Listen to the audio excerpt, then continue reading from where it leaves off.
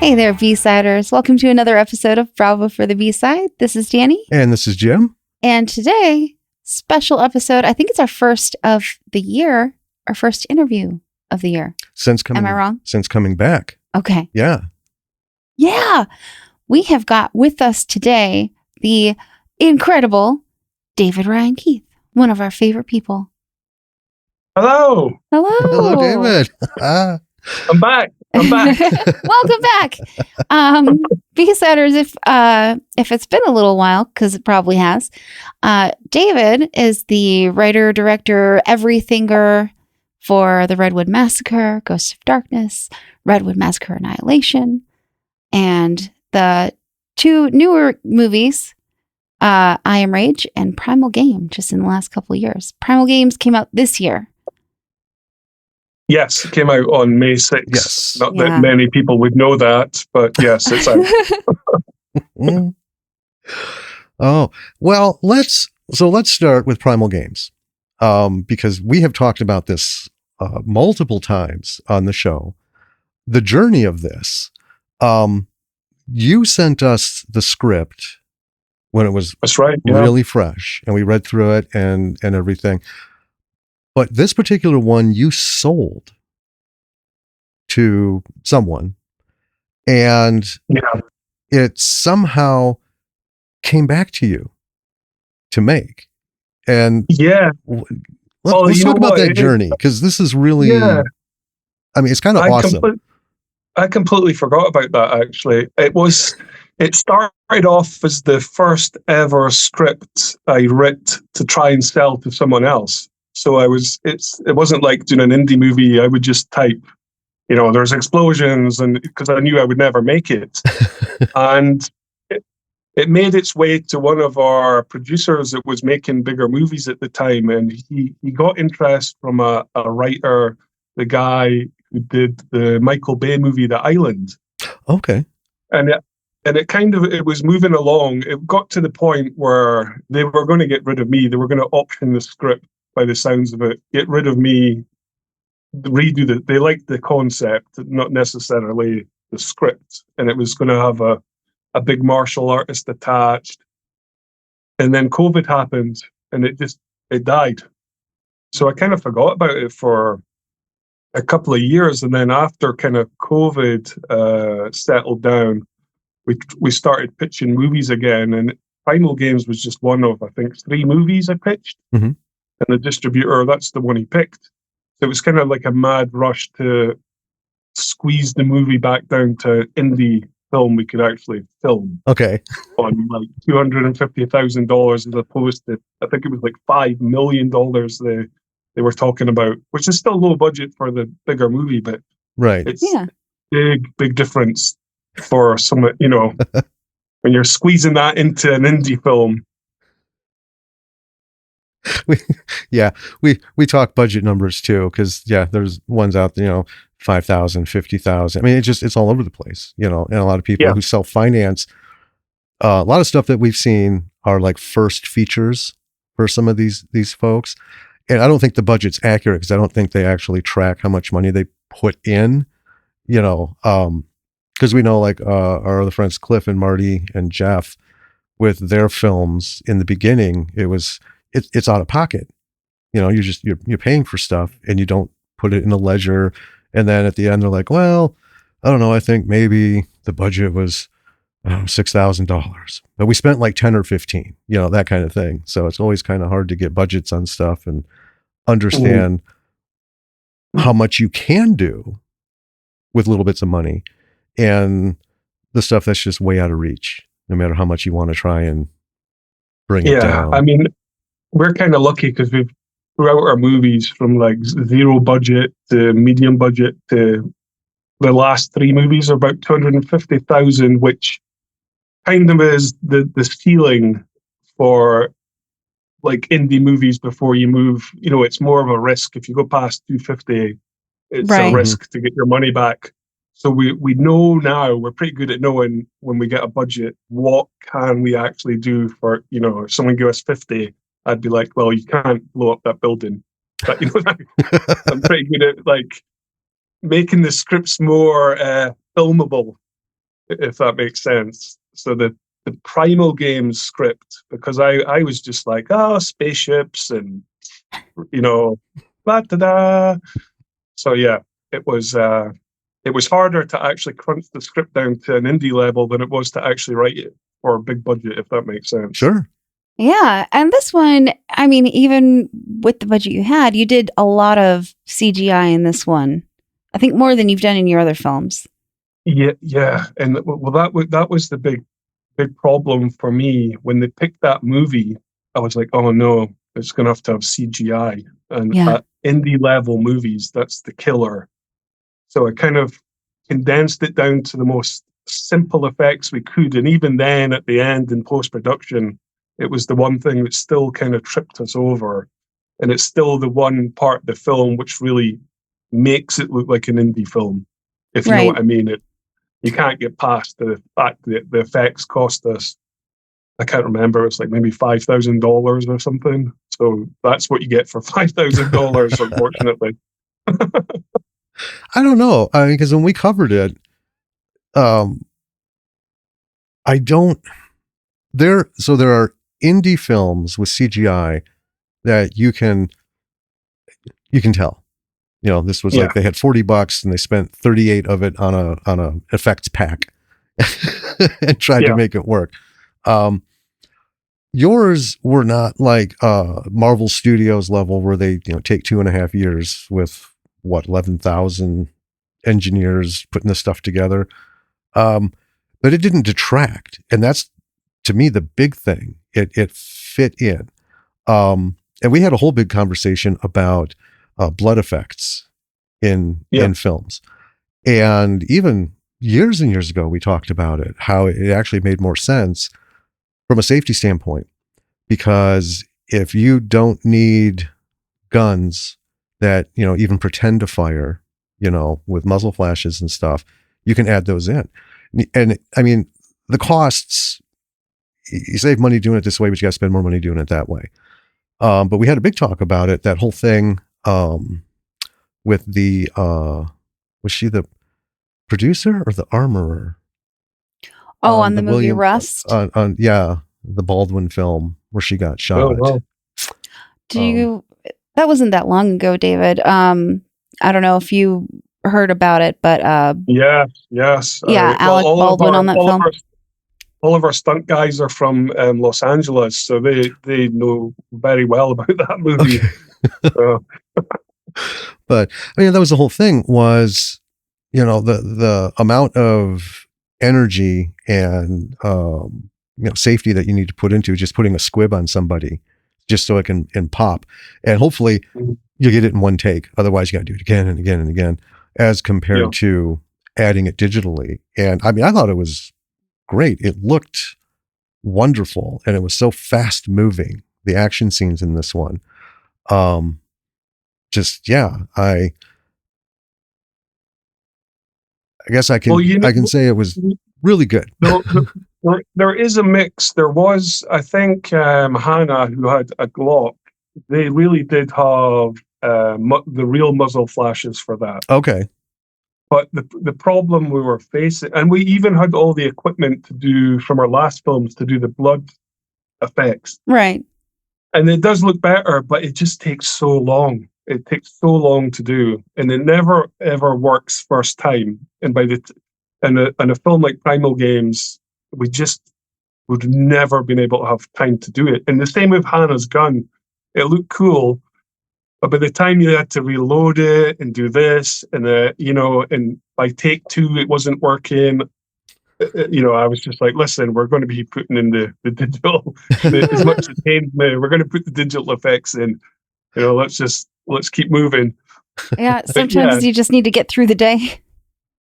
And Primal Games was just a pressure cooker for time that honestly, like, all of our good intentions were just kind of like washed away with the bad weather. And it was just like an onslaught of just trying to get through the day. If I'm really honest, it was horrendous what we went through to make the movie.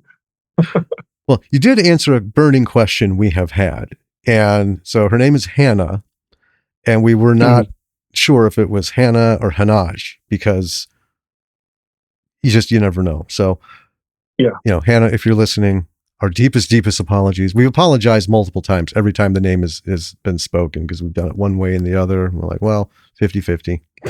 Yeah, well, she did put a J at the end of her name. Everyone says that. Let's talk about the shooting for Primal Games. So this whole thing went full circle and ended up with you, and it got picked. You got a budget.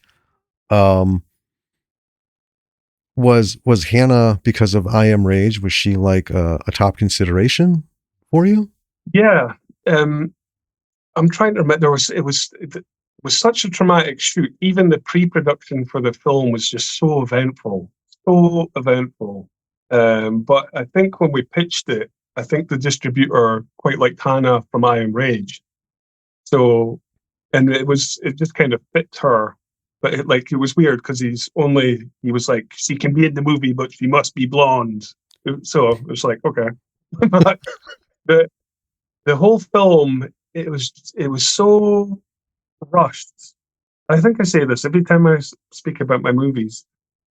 We got the fund. We got half we had to raise half the money, and the distributor would cover the second part. And we started off quite good. We had originally we pitched it to Van Damme's son. He was going to play Ben. Oh, okay. So I spent a couple of weeks talking with him, and it didn't work out. He was he wanted to make a kind of different movie, which was fair. And then it went to this guy from Schitt's Creek that was going to invest in the movie. So this is 3 weeks before the shoot. So it was all in place. And then the actor strike. Oh, so yeah. He pulled out and then obviously had to take his money with him. So we were faced with already spent a lot of our budget, with the locations and all that. And we're shooting in 2 weeks or a week, and we didn't have the money to actually film the film. So it was a crazy mad rush by the producers to raise the rest of the money. So it was really quite stressful. Even up to the point of us turning up with the cast and crew, we were still raising the money to make sure we could actually pay for the film. Wow. So at the time, that was our biggest, oh my God, we've made it. We finally got there. We finally got the money. And then we got hit with one of the biggest storms the United Kingdom has had in 30 years. And that went, I think we had 2 days of sun, and then the rest was just red weather warnings. Oh my gosh. The entire shoot. Wow. And then it just got worse. It just got worse from there. Yeah. But yeah, we've somehow managed to get through it. Oh, well. we feel it, because in the last couple of days we've had some hardcore severe weather here, and not anything I remember growing up. It was, instead of a big storm, it was these pockets of storms that would come through every few minutes, and there was red warnings, and then you're clear, and 2 minutes later, new one. And just wild for 2 days. Yeah, I think the biggest thing that hit us because of the storm was the actual amount of daylight we had. So normally I would shoot for about 12 hours for my last film, and then all of a sudden I could only shoot for 6 because it would just get too dark. And that really caused problems, because I was shooting, the schedule was for 12-13 hours, and I was having to shoot everything in 6. So it was, we just had to combine that with the storm and the rain, and we were in all these little log cabins in the middle of nowhere. So it was kind of like Big Brother, we're just kind of stuck. Yeah. And every day we'd wake up to the noise of rain, hitting the windows. And you're just like, how are we going to do this? How are we going to make this movie? Right. So, and then as the director, that's all on your shoulders, pretty much. It was, it just had such a knock-on effect through all the action, through we were just tearing pages out the script, to be honest, at one point, and that wasn't even the worst of it, if I'm honest. We actually made it through the forest section of the film, and we had organized this huge, big glass, empty building that looked like it was something out of the future to do the last act of the film. Right. And we were actually packed up away to travel, and they called us and said, no, you can't use the building anymore. It's lay dormant for like 4 years, and someone has just bought it, and now they want to charge you like 100 times more. What? Wow. So we made it through the forest, and then we're just like, oh my God, what next? So that's why the movie takes place in the same bunker as some of my other films. We had no choice. We were just like, I laugh about it now, but it was just relentless what was happening to us. The weather, like makeup wasn't working, planes circling us, like yeah, it was a tough one for everyone. All the fun stuff when you try to do anything outside of a studio. It was really like someone was making a documentary about us. That's what it felt like. Like, what else can we do to these poor people? Well, it came out great. Oh yeah. That's the one film I've done where when I finished doing the first cut, I just kind of sat back and was like, I cannot believe there is a movie there. Honestly, every scene was a surprise. I'm like, I can't believe that worked. I can't believe we've got 90-minute film. I thought we were going to end up with like 40, 50 minutes of footage. But we did it. That would have still counted as a feature. I think, yeah. But to be honest, I think I'm cheating because we had to go back for 5 days. I think the storm lasted for like 3 months. It didn't stop raining in Scotland for 3 months. Wow. Eventually, we went back for 5 days to pick up as much as we could of some of the scenes we missed. But even then, that cost about £20,000. So that's like, I don't know, $27,000. Yeah. Okay. 5 Yeah. days. So we had to raise that. Producers had to raise that quickly. So it was. I won't forget Primal Games anytime soon. Well, kind of circling back toward the funding. So I know the funding for this movie was kind of all over the place.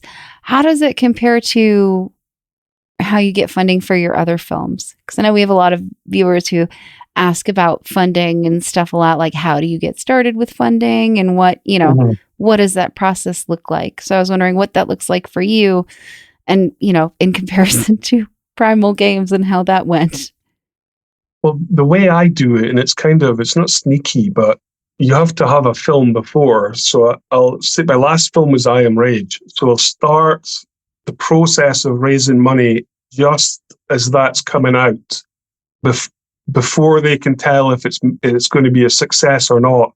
I'm setting up the next film. Yeah. And if that movie bombs, I'm already on to the next one. If you know what I mean, because you're only as good as your last film. So that's the way I've normally done it. But it's easier for me to get money now, obviously, because I'm older, and it's like that was like my seventh. I've made many movies now, but I can understand how hard it can be for definitely for first-time filmmakers. It's next to impossible to get someone to give you money.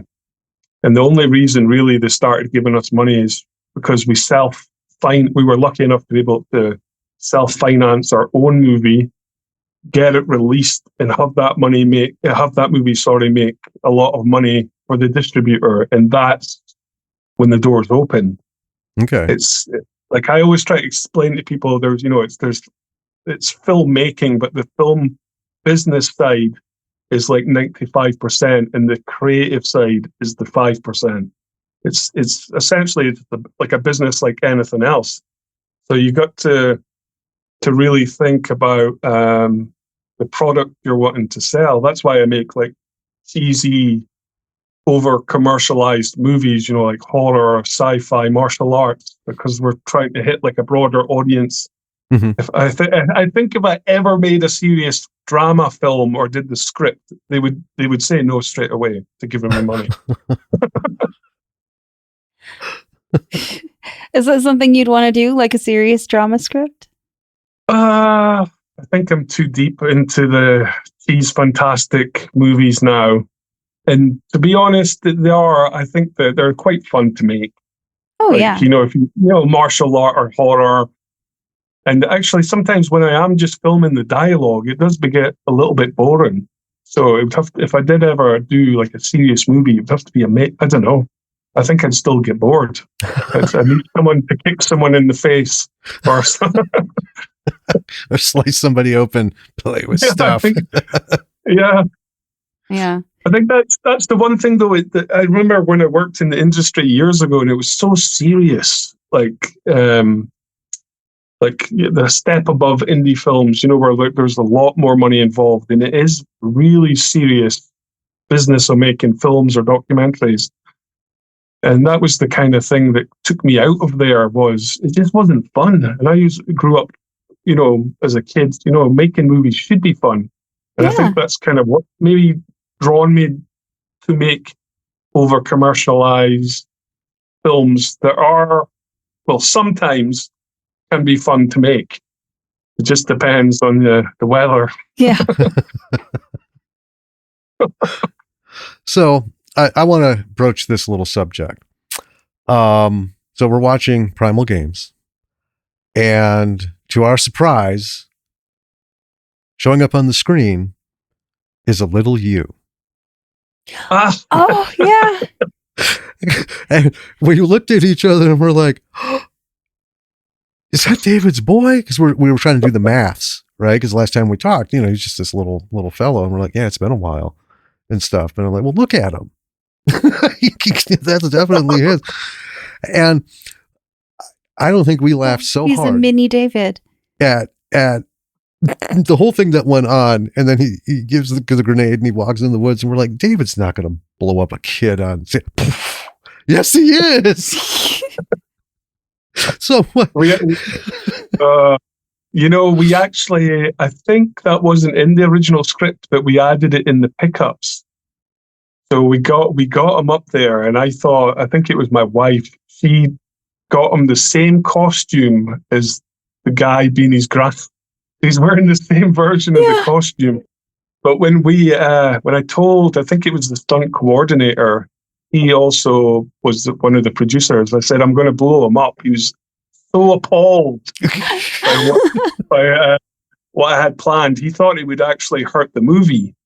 I was like, oh, well, you're not really going to see him being blown apart. But in a weird way, I think it gives the main character a bit of an edge, maybe. Yeah. Yeah. It's just kind of, he's really is out for revenge.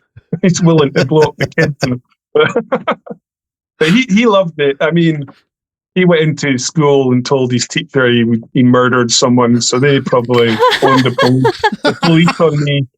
What'd you do this weekend? I murdered some guy in the woods. Yeah, it's hard. Out of context, it sounds really bad what I made him do.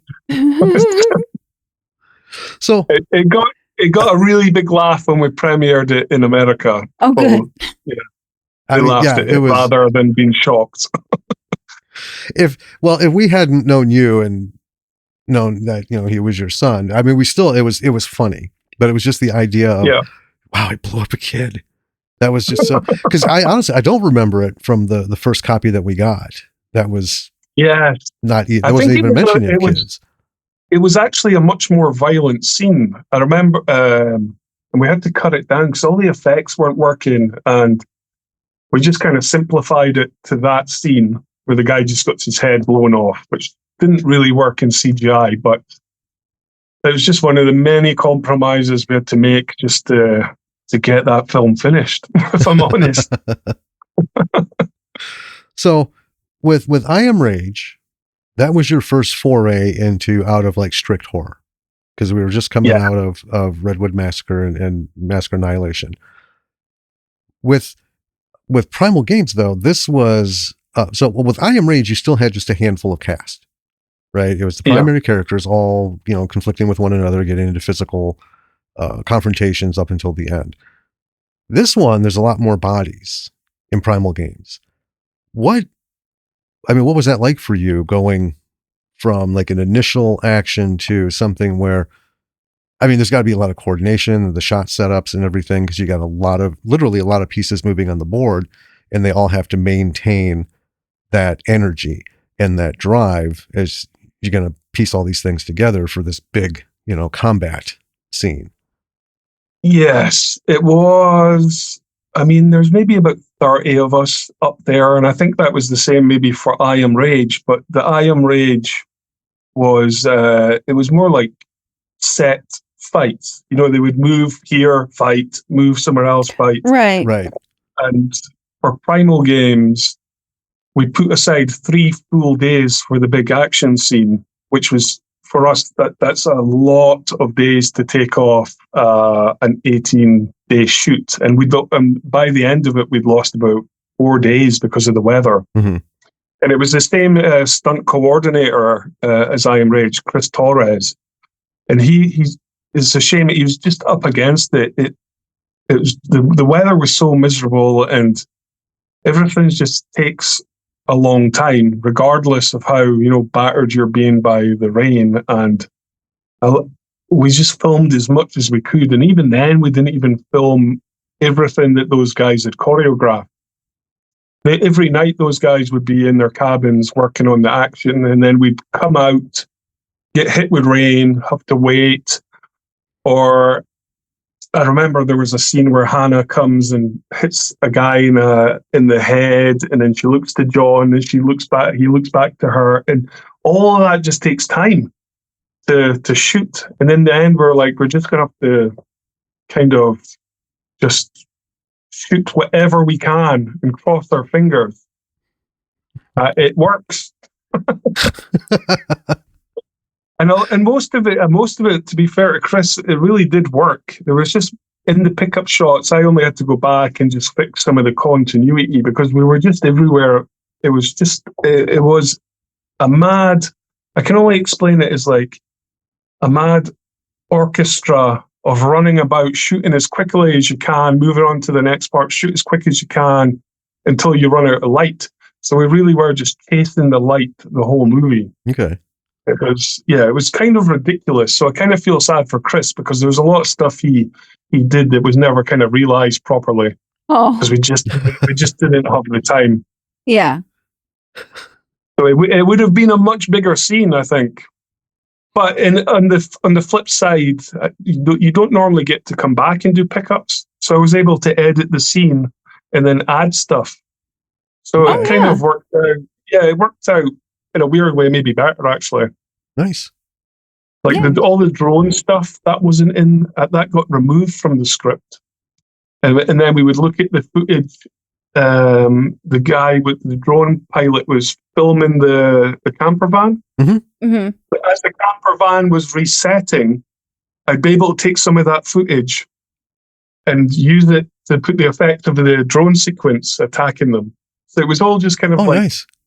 Oh, that works together. out. I'm like, oh my God, there's 4 seconds he's moving through the trees with nothing there. I'll use that, put the drone in. So, yeah, it's funny. It's funny thinking back. And obviously, the people who funded the movie, if they heard this, they'd be like, What? Well, it's too late now. It's too late now. So I have a question about the action sequences in I Am Rage versus Primal Games, because there are some scenes in Primal Games, specifically toward the end, where Mark and Hannah, where it's John Love who plays Ben, right? Yeah. Okay. Where John and Hannah, they're fighting themselves, right? Oh, I can't remember. Did they fight themselves? I think, they're talking to themselves at the They're end. talking to themselves. Yeah, where are you? Are you talking outside or when they're in? When they're in facility? in the facility. They're Yes. it's talking. Yeah. They don't actually, because she comes out, bang, bang, bang, bang, bang, bang, bang, bang, like Clint Eastwood, but Oh yeah, that's but right. it doesn't hit anything. So it's just cutting back and forth. They didn't actually grapple. Okay. Yeah. Yeah. All of the stuff guys in the bunker, we had to just make up. because the building we planned for the building we had, which was open space, all glass.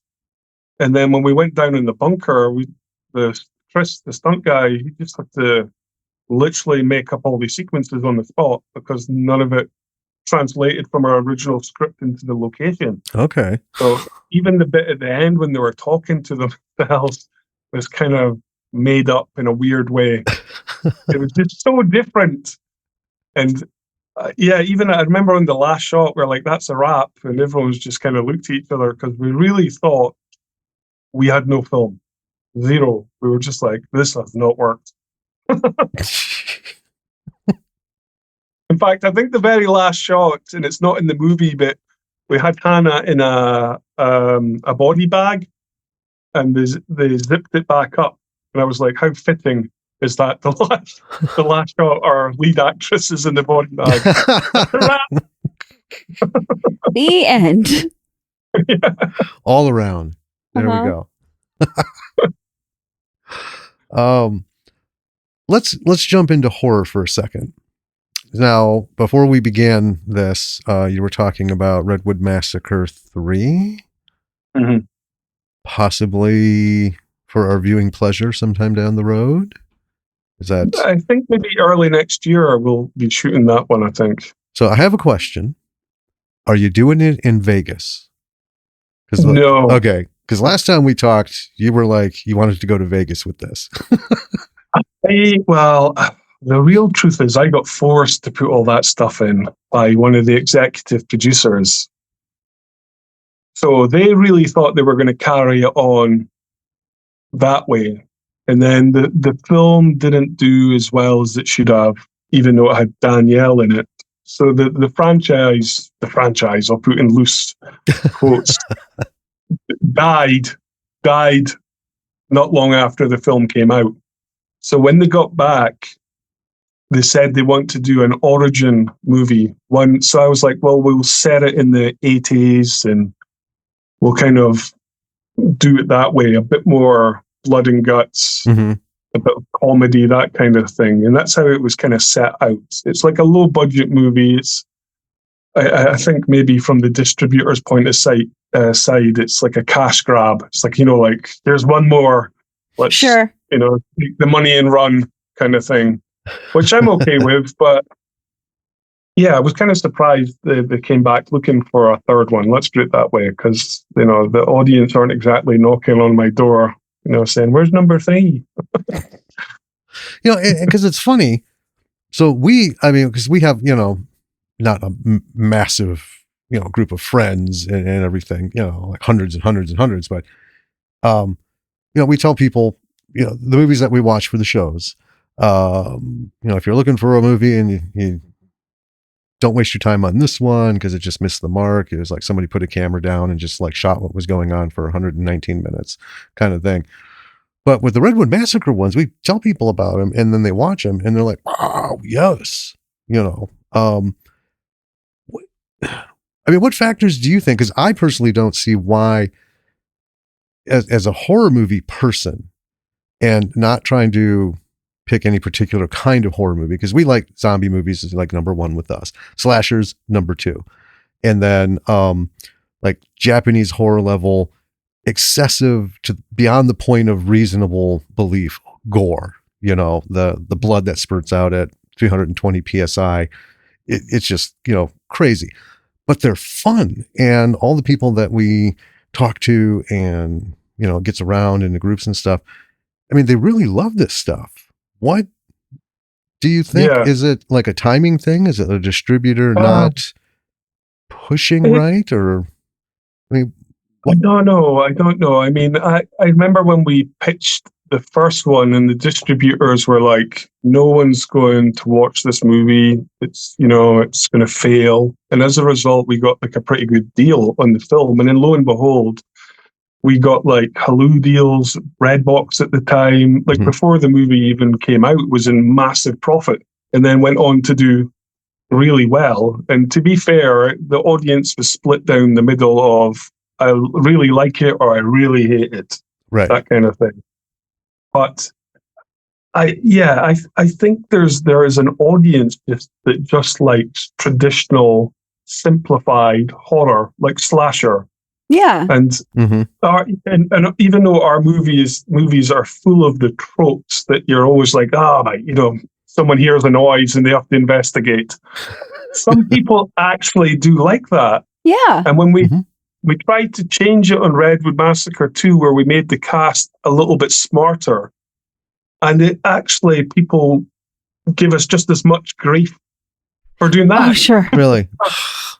So I was like, I don't know where it sits. I think that people just like, revisiting like Friday the 13th, Nightmare on Elm Street, the formula, and you can't really change it regardless if you're a tiny, low-budget movie or a big movie. There's like a fine line of what you can actually do before they start complaining. Because if you do change it, like the new Nightmare on Elm Streets and Friday the 13th, they moan about that too. So it's like a split audience. Horror people that want something new, and then the other half that are, like nostalgia, I think. And those guys are more willing, in my experience, to take a risk on an indie film and kind of look past its misforgivings and budget and kind of enjoy it for what it is. So yeah. Does that make sense? Did I even answer the question there? Yeah. Our friends Cliff and Marty have a podcast, Making Pondo, Talking Pondo. And in the Talking Pondo bit, usually it's the two of them. They'll each watch a movie. They'll give each other a movie to watch that they've seen. And then they'll talk about each movie in the show.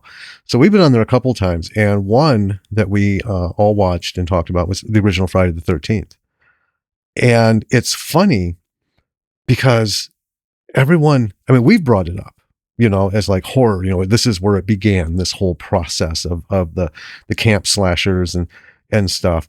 And we watched it and it's like, God, some of that was nostalgia because Friday the 13th, the first one, it doesn't super hold up. It's pretty bad, actually. Friday the 13th part 2 is when we really got into the stuff because this one, you're like, is that the same Jeep that was in the last shot? Is this part of this? And why is this guy? And, and of course it had Kevin Bacon in it. So you got to have nostalgia for that. We call him Baby Bacon. But we're like, there really isn't a lot of gore in this.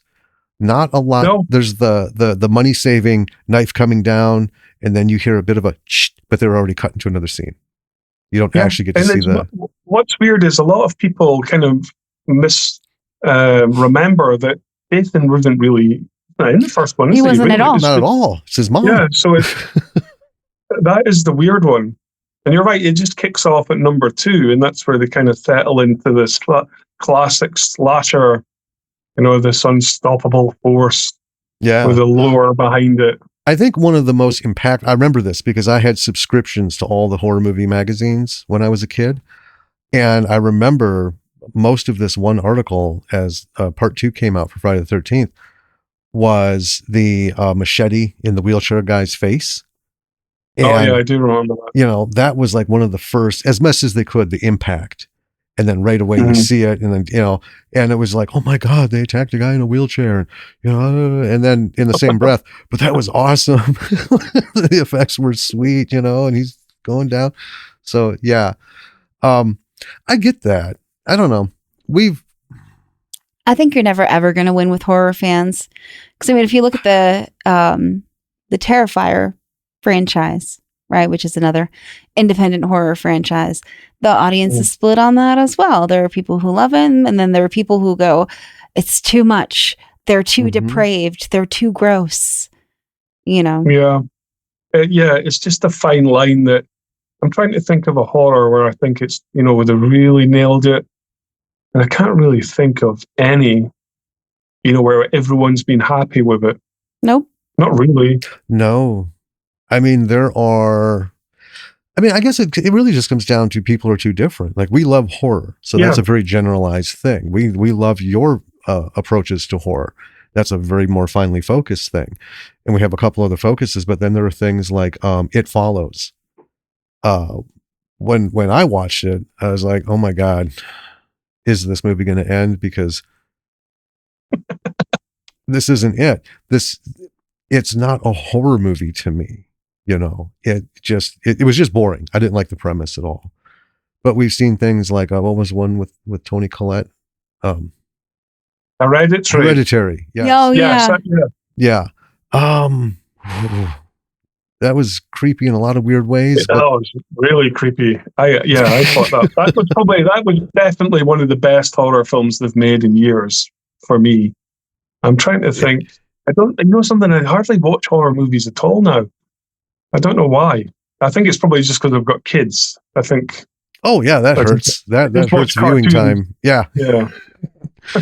You know, you got to wait for tough. Yeah, you got to wait for the whole house to go to bed, and then you have to have enough energy to stay up. Yep. Yeah. You're absolutely right. Oh man. So Origin, an origin story, which would be interesting because it's going to take place in the 80s. You said you were going to like play that up, kind of the campiness and. Well, here's the thing. When they first pitched it, I was just like, I don't want to do it. And then I wrote the script, and I really liked the script. I think it's overly gory. It's got some humor. It's set in the 80s. And I was like, okay. And then we were at a horror con, and Scotland does this big horror con. So we had the Redwood Massacre guy there. He was like walking about. Yeah. And a comic book company got in touch and says, look, we want to do a comic about the Redwood Massacre. And they were like, maybe we should test its appeal. Because it's good me saying, oh, look at the videos on YouTube. So I put some, I think I put like 6 or 7 videos on TikTok with the Redwood Massacre, and it just went boom, like 16 million views. So I was just like, ooh. But I've come to the conclusion it's not so much the movies. It just seems to be the image of the guy. It's a guy with a bag on his head. He's got an axe. Yeah. And that's what, for some reason, especially on TikTok, people watch it, and it's like just millions and millions of views. Mm-hmm. And obviously, when they do watch the films, they're like, but the films suck. Oh, God. It kind of like, we were like, oh, well, maybe the third film is a good idea. Maybe now we could hit a broader audience. So I'm kind of, my fingers are crossed we'll make it, but it might never see the light of day. But I have a burning question. It's very personal. In number 3, is his name going to be Burlap? Is his name? I think it is. Yeah, I think I put it in there. It was a while back. Yeah, I refer to him as Burlap now to everyone, and I saw something on social media where it was Burlap, so it's kind of filtered through. It's finally filtered through. I think he is in the script. Yeah, I'll have to double check. That's my biggest claim. I love that so much. I love every time I watch, because I rewatched Redwood Massacre and Annihilation. I don't know how many times, because we own it. And just which brings a question. So we liked in Primal Games. There's a difference from seeing the script, right? And then years later it's a movie. And okay, so Hannah's in it, and we know her from I Am Rage, but to see Gary Casper show up was nice. It was, yes. And he did such a magnificent job. His character is so creepy. Yeah. I mean, he exists on a whole different level. Gary commits regardless of budget. If he's going to play a serial, whatever crazy guy, between action and cut, he really is that, it's quite funny to watch because he's such a really, really nice, he's overly nice. Mm-hmm. And then when you're like action, he's in it. And it's quite funny watching it through the camera because you can see it. But yeah, he was meant to be in I Am Rage. It's a shame he couldn't do it. So I was so happy he did Primal Games. But he had it tough because he was also assistant stunt guy. So he was helping Chris. So on his days off where he wasn't in a scene, he was like doing the wires and stuff. So I think he was probably exhausted by the end of that movie. So are we going to have the same actor for Burlap, or No, he was not going to come back. no? He's not coming back. We spoke to when we were at the horror con. There were some big guys. So I spoke to some people, but in the end, I think we're just going to put our stunt coordinator Chris in a costume. Oh, it just makes more sense. A lot of the stuff we got planned is like him axing people and them flying through the air and splatting on trees. So he'll be more like the Kane Hodder version. You know, he's a bit more broader. Okay. But yeah, I think Ben Salwy, who played it in the first two, he enjoyed it, but he's not that great with people. He doesn't like crowds. He doesn't like the attention. Sure. So I think he was like, no, I'm not doing it. Even though I did offer, do you not want to come down to the convention where there's thousands of people? I think that's what set him off. That's good for anybody who has some sort of social anxiety disorder. Let's go see 500,000 people where you're the focus. Yeah. I was like, oh, but you'll have a mask on. I think that's worse, even being in a mask with tons of people around you. Oh, and it's so hot in those conventions, and that mask. I mean, I've still got the mask up there. Actually, it's horrible to wear. Are you going to be using the same mask, or is this going to have a?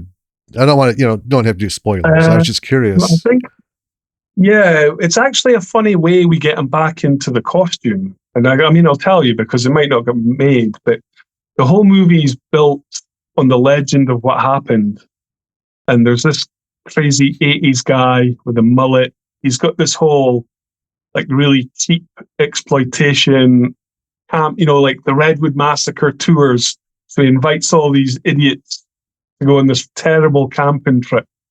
And he has people dressed up like how they think the Redwood Massacre would look in the checkered shirt and all that. Okay. And then obviously when the real Redwood Massacre guy comes out, he's like naked. That's how he takes the costume. That's why he's got such a terrible generic horror costume. Oh, please tell me that's going to be played by Liam for that shot. Oh, Liam is actually in the start of the movie. But yeah, I think the mask is in the prelogue, where you see what actually happened. He burns his wife alive and kills his kid. It's to do with the mask whispering in his ear. So it is still the same mask. Cool. But yeah, it's a lot more, it's just a lot more dark, serious, but it's funny. You've got like a guy on cocaine, like doing these stupid tours, with the skeletons popping up. And of course, when the real Redwood Massacre guy turns up, they just think he's part of the act. Yeah. Oh, yeah. Yeah, I like that. So it's that kind of, silliness. I like that. So spoiled the whole story for you guys if it ever gets made. We'll still watch it. It's okay. Don't worry, all 4 of our listeners will forget about it by then. So, what? So we have talked about this too. You have like a circle of people that we have seen in various films, various roles, and Liam being the most predominant one. He was like 50-50 with you on Attack of the Herbals, just trying to get everything done, and both of you guys got reined in by Lorraine and, taught how to be organized and all this stuff. And I know he's always been very committed. If he's not on camera, he's getting coffee or getting things or whatever you need, whatever needs to get done. And we've talked about it before. That's kind of the heart of indie film. You don't get to hire 500 staff. Everyone has to triple and quadruple up and do what needs doing to get it done. But is it a plan to have him in every film? Even like with Annihilation, it was the radio voice. That's right. And photos. He did the photos too. He was a still photo. Yeah, that's right. He did do the radio voice as well, actually. My God. Yeah.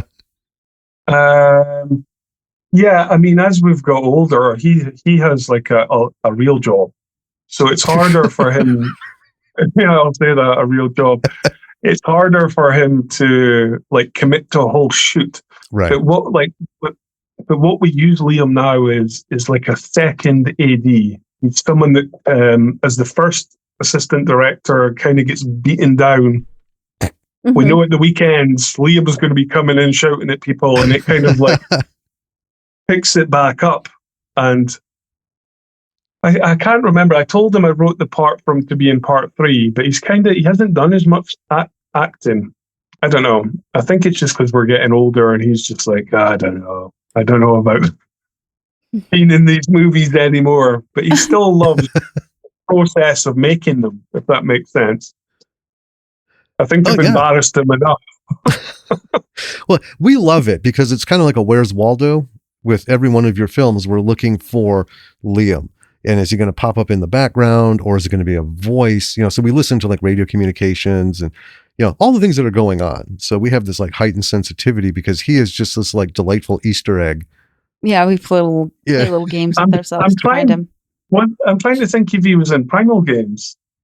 Can't remember. Yeah, he was a hillbilly. Yeah, he was. Yeah, he was one of the. Oh my god! Yeah, there was a really funny story actually because we premiered it in actual Hollywood because our producers live up in the Hollywood Hills. Oh, okay. So I went out to Los Angeles for the premiere, and I remember when we were filming the scene with the hillbillies, it kind of got lost in translation. I didn't expect them to be hillbillies. So when I turned up to film the scene and saw them all going like, yeah, I was like, what is going on? What is going on? But it was just, there was so much stuff going wrong. I was just like, right, you're hillbillies now. I wanted them to be, they were supposed to be more like the bad guys in RoboCop, like just horrible. Okay, yeah. But anyway, when we screened the film in Los Angeles, a television producer came up to me after and he's like, I want to cast, we're doing a television pilot. This is the budget. This is how many weeks. And I want to cast 2 of the guys from your movie. And I was like, oh, I wonder who. He's like, I want to cast Liam, that character, and the other hillbilly. And I was like, what the heck, Earth? What? So I had to tell him, I was like, they're not actually American. He was like, what? I was like, yeah, they're Scotland. I can't believe you didn't notice, but they're from Scotland. But so he was genuinely like upset. And he was asking, do they have SAG cards? We'll fly them over. I was like, no, they don't. They don't. That's, some guy came up to me after and he's like, that's Hollywood. I love that. What kind of a TV show would feature 2 hillbillies like that, though? I can't help but wonder. I have no idea, and I didn't even ask. I thought it was some kind. I was looking about. I was like, someone's filming me. I know it. I know right. I'm on. Yeah. Are you being punked?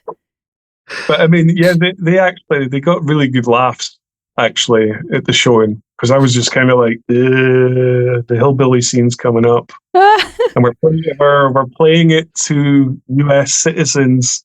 How is this going to go down? Yeah, so when we were doing the episode on it, I think Danny, you said it was almost comical. I've spent a lot of time in the South of the United States, where people do talk like that. And so when I heard it, I was like, that's pretty good. I can tell the difference, but But yeah. You know what? Most of the people in Los Angeles, they bought it. They really thought they were hillbillies. But some of our producers have worked in Alabama and all that. And obviously they're like, wait a minute. This is not how, people further in state talk. No. I was like... Well, I don't know, because we talked about it, and there's like the different Southern dialects here. There are many. Georgia's different than Alabama, that's different than Mississippi, which is different than New Orleans. But when you start talking hillbilly, to me, this is like where her grandfather grew up. That's Appalachia. Yeah, Appalachian Mountains, or even the Catskills, right? When people, the folks who are deeply embedded in these mountains, which is super remote. I mean, it was almost like spot on, and it is kind of comical, and Well, and yeah, that not is in a my- bad way. My It grandpa just, you grew know. up in Appalachia, right? West Virginia. The I don't know, the Appalachian Mountains are like the oldest mountains in, at the very least, the United States. They're older than Mhm. dinosaurs, right? And the people who live there are their own sort of thing. And my grandpa was a hoot, and he would say "warsh" instead of "wash," and Yeah. But he lost a lot of it because he left early. he did. He left when he was still a teenager. Yeah, he escaped. Yeah. You know. To be fair to Liam, all they've got is movie references. Right. Yeah. Where it's kind of- overplayed. Yeah.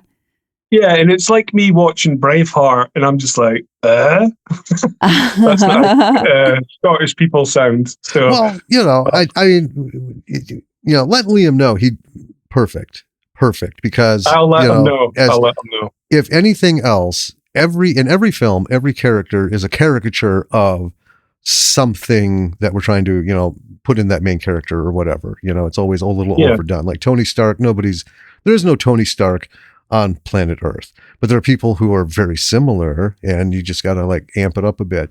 But I loved seeing it, and the actions and the both of them interacting, and the back and forth of the dialogue too was like spot on, because we've been to the Appalachians, we've been to these places, and it's like, it's that was, there was actually a really good comment about the Hillbillies, actually, when I was in America, and they said it actually works for the film because the concept of the film is ridiculous. It's on the verge of being silly, but Yeah. we're playing it so serious. So when the Hillbillies come on, it kind of like, okay, it's like it kind of worked in our favor in a weird way.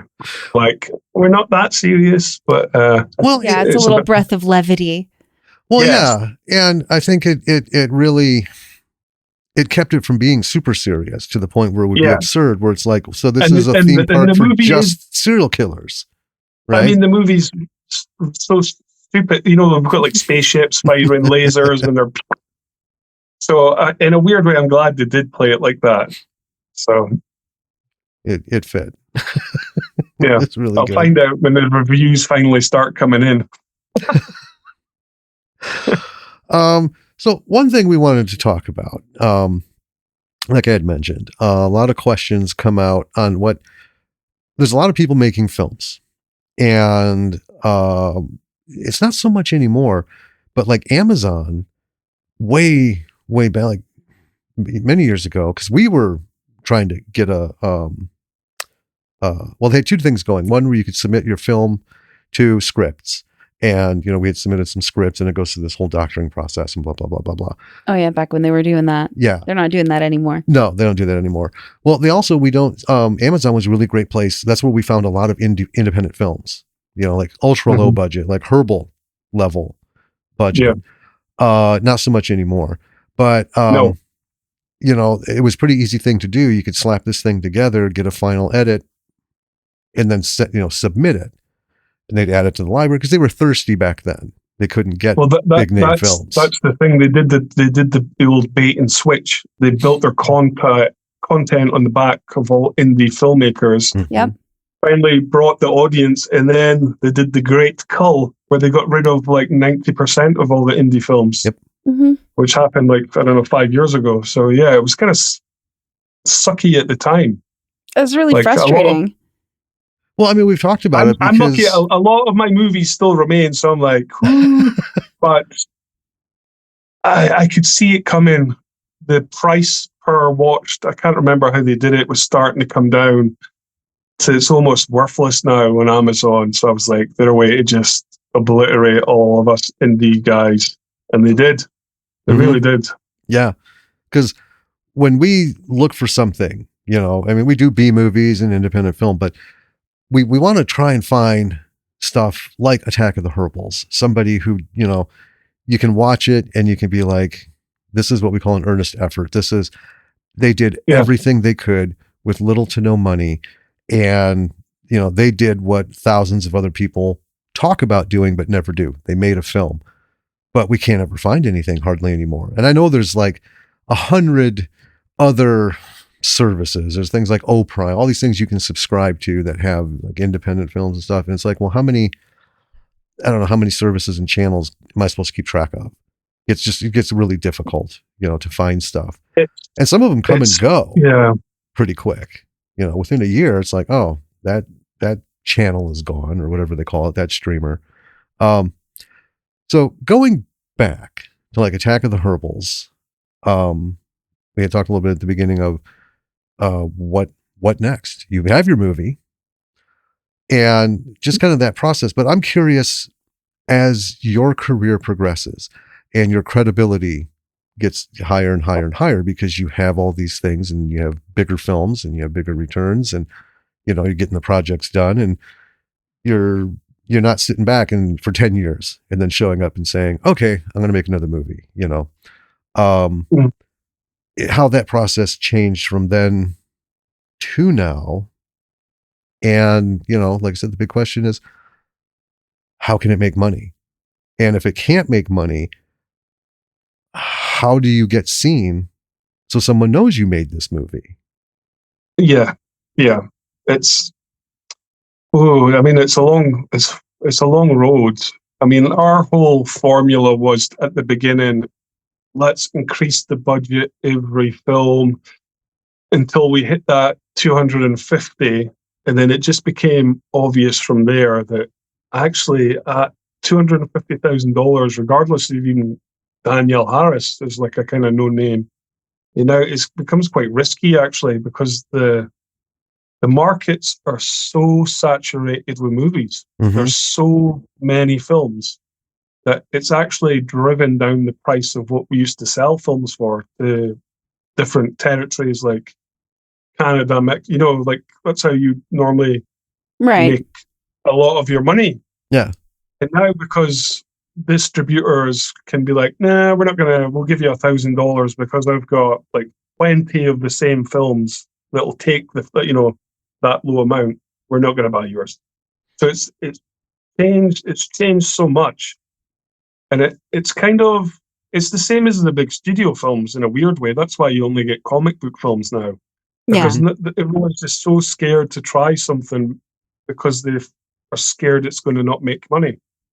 So it's like we're in the whole industry of, film entertainment's at this weird stalemate where at the low end, no one's going to give you a chance unless you toe the line and do like a horror the reason we had to do action movies was because the horror got so saturated. They said, you have to move up into action movies because less people are making them.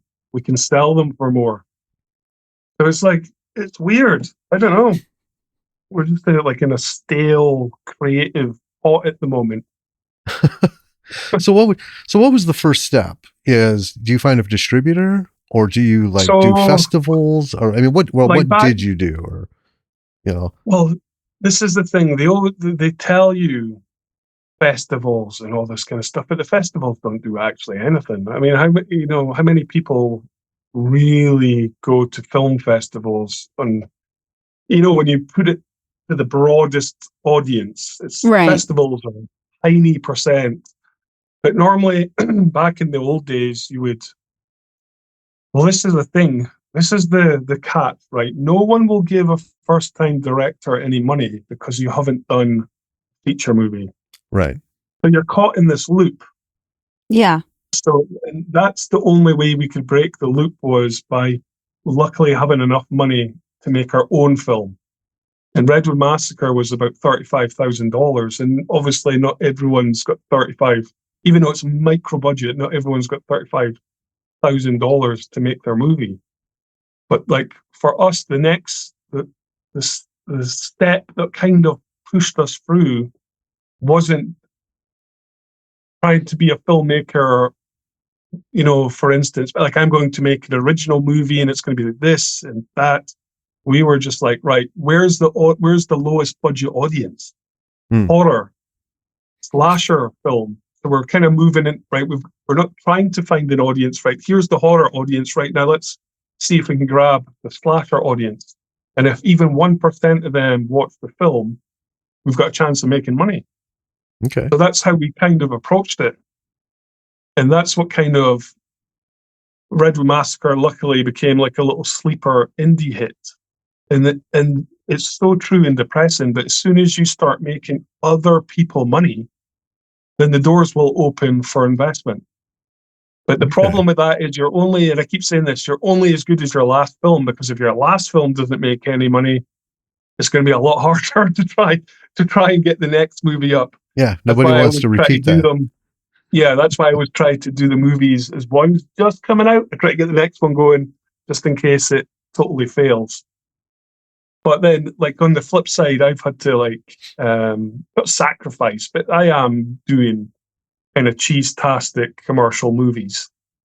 But from, like, a business point of view, we're hitting the broadest audience we can for indie films. It's given us the best possible chance to actually make the money back. And at the end of the day, that's what it's really all about, unfortunately. It's I was just going to say, money. I know a lot of people go indie because it's like, first of all, well, we know firsthand what it is trying to work with Hollywood. You can get so close so many times, and then there's always some ridiculous, stupid thing that happens. And it's like, okay, you got to start that whole climb all over again. And it gets frustrating and boring. And then you sit back and you're like, okay, so the 5 things that came out, instead of taking what we did, you got 5 things that are the same as the 5 things from 2 years ago, which is just as boring and uninteresting and whatever, but that's where they sunk their money. So, whatever. But I know a lot of folks with indie, they're like, it's my heart. This is what I'm going to do, and I'm going to stick to it. But it is a business. And that's, I think... That's what kills 99% of first-time filmmakers. Like, I remember I spoke to the distributor, and he said, "You will not believe how many award-winning movies come our way that have went through all the festivals, won all these awards, and they will not get distributed because there's no commercial merit in trying to put a film out." Because the big, the legions of people you want to get to rent your movie aren't really interested in, like, a really serious, dramatic piece that's probably the best film ever made, but they just want their money. They'll take a spaceship firing laser beams down at someone over that any day. It's a hard pill to swallow for a lot of filmmakers, because it's kind of a weird one. But that's the kind of curse I got to live with. If I ever do meet, like, really serious filmmakers and I'm like, oh, I made Primal Games or I Am Rage, and they're like, well, I made, like, Shakespeare. I'm like, oh man. Yeah. Oh. Well, it's true though. No aspiring indie filmmaker or writer wants to hear that. Like, write it for the audience that'll make you money, right? They want someone to tell them, do your art, follow your heart, and that's just not gonna. You know what? There is films that do get made like that. There really is, and get lots of investment, but they just never. It's always like normally through, like funding. Like we have, like, the Scottish Creative Scotland film body. They'll put money into giving people this chance to make these kind of movies, and they will. But then when they go to do their second one, that's where they hit the... Yeah. Give me something that's going to make money. We liked your first one, but that's... We see a lot of that, well, from the European area, because I know France has a fund, England has a fund. We see things funded by Ireland. They make movies out of that fund like it's a bodily function. Canada does too. Canada does too. A lot of people go to Canada for that and bring on a Canadian producer, and they get some of that. And it's funny because the episode that I'm going to post later today for a movie that I watched, I ended up going into a conversation with myself, because Danny was out of town, on the difference between an idea and a story. And I think that's the number 2 catch for all these indie folks who they have this great idea. Okay, well, an idea lasts by itself on screen maybe 10 seconds. You have to have a story. And this movie that I watched was, well, I could see the dude had a clear idea, but it was just a bunch of random shit happening on screen. Like, I had no idea where the hell this is going. I get she's turning into a thing, but why? And there's almost like no dialogue. It was just really weird. But those two things coupled together, and we've talked about this with some other folks like Cliff and Marty, who our advice to folks is, like, you write something, get somebody outside of your circle. Don't get a horror fan. Get somebody, read the script. Okay. What questions do they have? If one of them is, so what the hell's going on? You missed it. You missed it. Yeah. Even somebody who's not a fan of that genre should be able to say, I like this, or I didn't like this, but be able to talk about the story without questioning what is the story. And something, it's so important, if you're going to do that, don't put it to anyone else to write scripts who is in the movie business. Yeah, no. Trust me. No. Because if you ask them to comment, they're going to comment regardless if they needed to or not. Yeah. But you're right. Well, yeah. I mean, what's your go-to? So you've got, you have Redwood Massacre 3. You're looking at it and you're like, all right, I think this is pretty sound. It's not the golden master yet, but you think you've got all the pieces everywhere you want. Who do you hand that to? Is it folks in your circle, or do you have like a trusted chain where you could get back some like unadulterated feedback that would be like, hey, this was good. I don't understand this at all. What really happened here? Stuff that you can actually work with. I mean, I'm my own worst enemy, because I've got to write my own films to create the opportunity to make a movie, basically, because there's no one like knocking on my door saying, hey, do you want to direct? But what I'll normally do is, I'll write out the script. I won't stop till I get to the end, and then I show it to my wife and Liam, and they're my worst critics anyway. Like I remember I got them to do a commentary for a Redwood Massacre years ago, and I had to delete it because they just ripped the film apart for 80 minutes. It was just horrendous. But I won't, like, I'm quite stubborn. Like on I would say, maybe, was it Primal Games? Maybe it was I Am Rage, but because there was other people involved, investment, they wanted to give notes. I think, I know what it was Primal Games. They had a screening, and I had like big movie producers, like I think it was like Paramount. It was like a rough cut and all that, and they wanted to give notes. I was just like, no, I don't want any notes.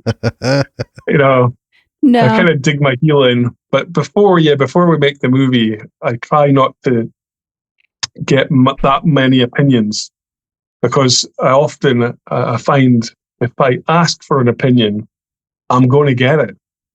And sometimes that's just coming out of their necessity for just having to say something. Right. When actually, sometimes the first version was probably better. But it's different strokes for different folks, isn't it? Well, it's a mix, right? I remember when you gave us the script for it. We read it, and I felt terrible because I was like, I think it's great. I didn't really have anything to other than typos and some formatting issues, because it was just like raw. But we weren't reading it at that level, so we're not correcting a English paper. I remember this wasn't a script note, but this was an edit notes. This producer gave me on Redwood Massacre 2. He was like, it's too long, it needs 10 minutes taken out, and I was just like, he's wrong. And then I watch it back years later, and I was like, oh damn, I should have listened to that guy. He was right. Well, we watched the rough cut of I Am Rage. Uh-huh. You gave us access to it because we watched it, and that's where I think like the one big thing. There was a couple things to that. The one big thing was it the knife that broke? Hannah was having the knife fight in the basement. Oh, and she sticks it in the guy's neck. We could see the blade breaks, and we just pointed that out at so and so. Cut that out. But I think it was at the time too. You apologized emphatically for the music because you had just borrowed some non-licensed stuff to add to it. And it was funny. We couldn't even comment on that because at the time we were watching, I'm like, this actually fits. Might not be You top know, choice. It was weird. That is like, here's the funny thing. I spend more time searching through temp music than actually editing the film. It got so ridiculous that I had to stop myself, like caring so, because it's impossible to take different scores and really make it. And plus, you're put in a Hollywood. I remember one person watched the film with the Hollywood score, and they're like, "Oh, the score was great, by the way, great job." I'm like, that's like a $6 million score that I've laid down. we ain't going to be having that. Yeah. So what do you have in your bucket now that you didn't have before? So and like in between, I'm also thinking about in between films. You have done work for other folks. You've done like color correction. You've done sound. You've done stuff. I mean, that's to me, that's the whole name behind your handle is, with, the avid group of software editing, you just like tackle stuff. And yeah, you know what? That's maybe probably the secret to how I get movies made, because if I do all the post-production for free, like I claw it back on the back end, but if I tag that cost on to the movies, they probably would never get made. okay. So in a weird way, yeah, I keep forgetting I do that, but yeah, I dabble in audio post for a couple of years. So I feel like I've done a couple of other people's movies and all that kind of stuff. I edited someone else's movie, which I'll never do again. So there's like lessons like that, or I'm still learning, and I'm like 44. Don't ever edit anyone else's, because you'll never meet it's like writing your script, right? Sure. Like what you see in your head is completely different to how someone might see when they read your script. Right. Mm-hmm. And to be honest, guys, like when you're making an indie film, a lot of the arguments about making the film is for that reason, where a producer will say, well, that's not how I saw that. And you're like, well, no, it's not. Of course it's going to be different, but unfortunately, you're not filming it. Right. But yeah, I still learn. Yeah, I've learned a lot. I still learn things. To be honest, it's hard to keep up with technology now, especially with AI, and everything's changing so fast that there's just so many packages you've got to retain in your head. Mm-hmm. By the time I finish editing and move to the Pro Tool for audio, every time I've got to relearn it because I've forgotten how to use the bloody thing. So accumulating those skills allows you to, because I've always when these last two films, I've talked about your color correction, and it no offense, but it's almost like at an OCD level, because you have talked about color in past interviews and things, and I know how important it is, absolutely. And that's one of the things is I'm like, I can watch any of these and I know it's David because he has a very specific sense of color and theme working it in. And, it's wonderful. It's very familiar. But,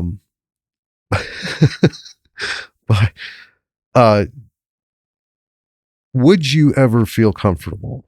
So you get to a point where you actually get one of these big budget offers.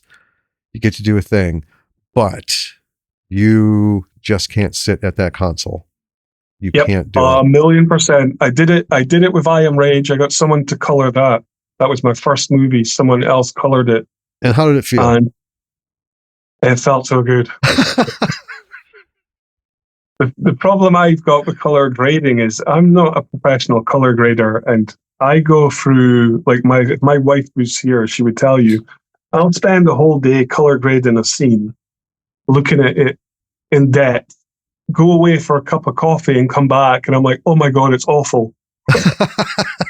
So I will go around in loops for weeks and weeks and weeks with stuff like color grading.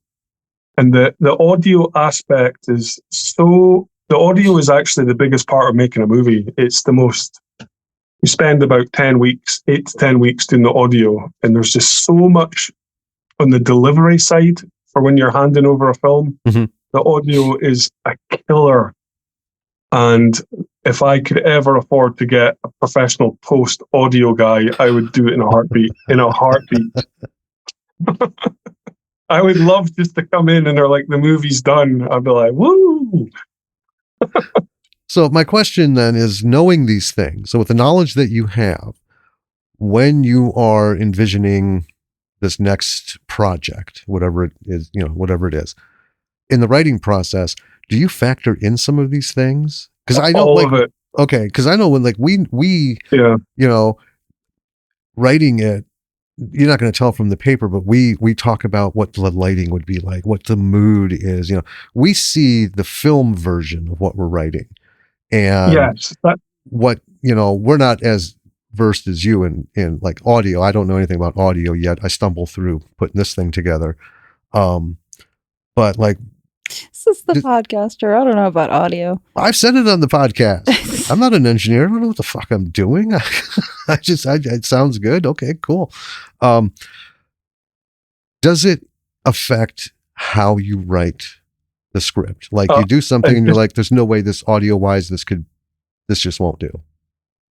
I think, yeah, in a weird way, audio it's quite hard to capture properly when you're making feature movie, especially when you're doing it so fast. So if I'm writing a scene, I'll shoot quite tight. Mm-hmm. I'll make sure they can get the boom in, or if they're struggling, I'll shoot the whole scene just for the sound. I'll be like, so I'll think about, okay, if there's 5 people in this wide shot, we're going to need 5 radio mics. So you kind of are conscious, and that's, I think, the curse of doing indie movies, because you kind of have to put yourself in a box when you're writing your scripts. You're like, I can't do this, I can't do that, or if I do this, I won't be able to. So yeah, unfortunately, I'm very conscious of everything while I'm writing the films. But then it saves a lot of time, because I remember in Redwood Massacre, the first one, there was going to be this big fight and they're punching each other through walls. And then obviously you get there and it's a concrete wall. So you're like, well, we can't do anything. So you just got, if you know it's going to be made for a certain type of money, it's in your best interest to make sure it can be filmed for that kind of money, if that makes sense. Oh, yeah. And it just saves so much time when you come to shoot it, because you've got a start, middle, and end of a scene that 100% you can do. You're not finding out on the day, and it still happens where someone will come up to you and say, well, you can't really blow him up, but I still did it with my son. Yeah. I think what struck us so much with that is, so we watched, Walking Dead when it was on and all the way through. And there was an episode where this one, 11-year-old, 10-year-old girl was batshit crazy and ended up murdering her sister so she could come back and play. And it was just wild. Oh, yeah, I remember that. Yeah. And the whole thing was Carol ends up shooting her. And I remember they did it after the show, they had the producers and stuff. And one of the producers was they handed me this script. I'm like, wait a minute, you're gonna shoot an 11-year-old girl in the head on primetime television? There's no way in hell the censors anywhere on planet Earth is going to let this happen. We're not going to do this. So they had to rework it to where it was in the background, you just hear, Mm-hmm. But we just saw him go into the woods. What do you think? Kaboom. Oh, I guess so. I don't know. It's just so funny. I said to the producer, I goes, if I had the money, I would have shown him get blown up. But yeah, I think it works. That scene works because it's a bit subtle. It's just becomes comedy in a weird way. But there is people that will watch it and be like, oh my God. Did he get to watch that scene? Did you let him watch that scene where he got blown up? Well, he's seen it. And okay. When we're making the movie, the guy wasn't there on the chair. He was just aiming at his mum, pretending, stuff like that. So when I showed him it, and he knew that he kind of understands now that it's all make believe. which I think is quite good Yeah. in a weird way. Yeah. Or when he grows up, once I show him Hellraiser next week, I'm sure he'll push through. Oh, so what's like the bigger scope of stuff? Like if you were to name like the next 5 things, if you could, you would do, is it more action? Or are you getting back into horror? Do you want to do more action? Do you want to get into like a thriller? Thriller suspense has been big lately. Not a lot of great movies in that field, but there've been a couple, but it's, kind of a big thing. I mean, do you have like a hankering of, well, I want to get one of these? I've signed on for like I guess it would be like a thriller horror low budget movie. So it's like kind of going back.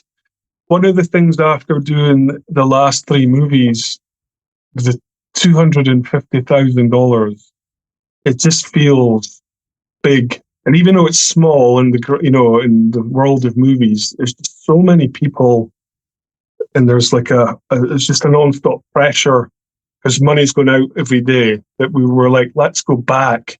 So I signed on to a smaller movie where it's like kind of like how I did it in the old days, smaller crew, small cast.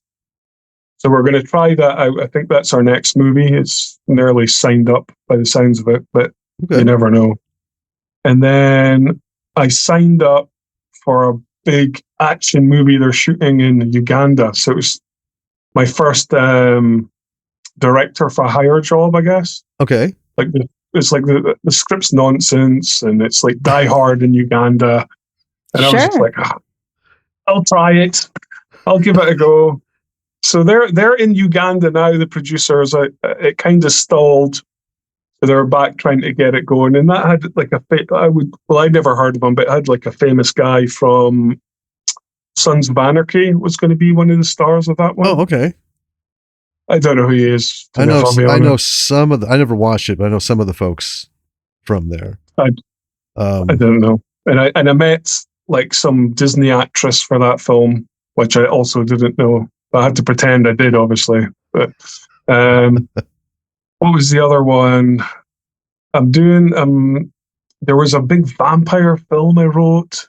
Kind of, I don't know. It's like there's just so much that we've. What I did was I just spent like a couple of months and wrote like 4 or 5 scripts, and I'm just kind of throwing all the scripts out, and whatever one sticks, basically, okay.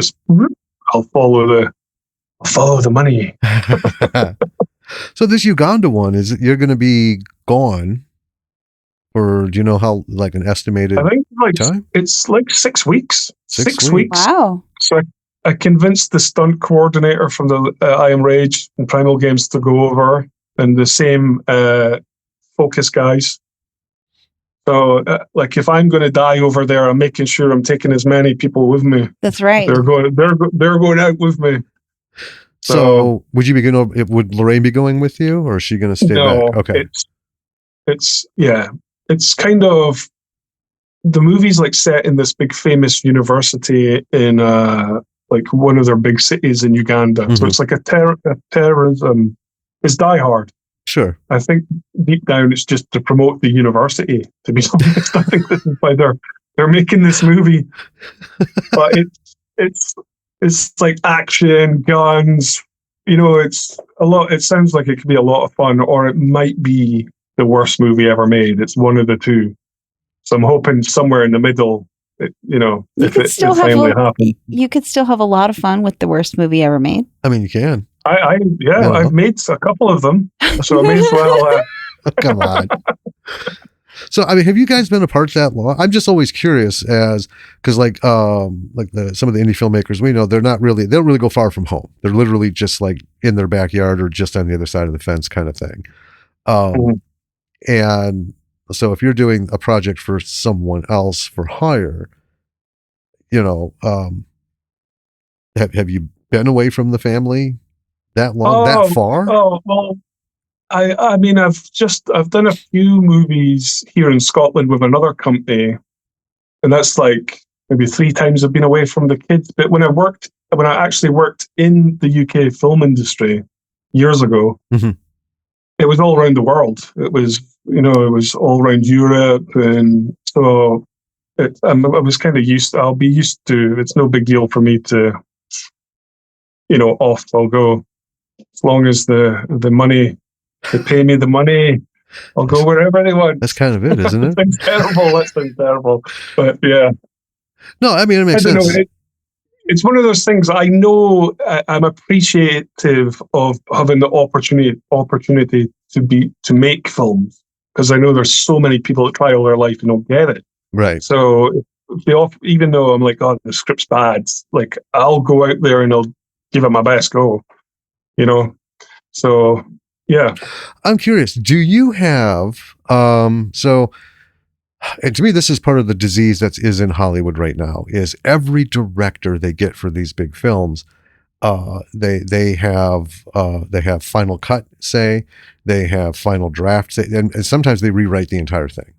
And not all of these directors, like I'm not big on J.J. Abrams. I don't care that he wrote for the TV show Lost. I hated TV show Lost. So every time he gets handed a script and he rewrites it, I just feel like that's not.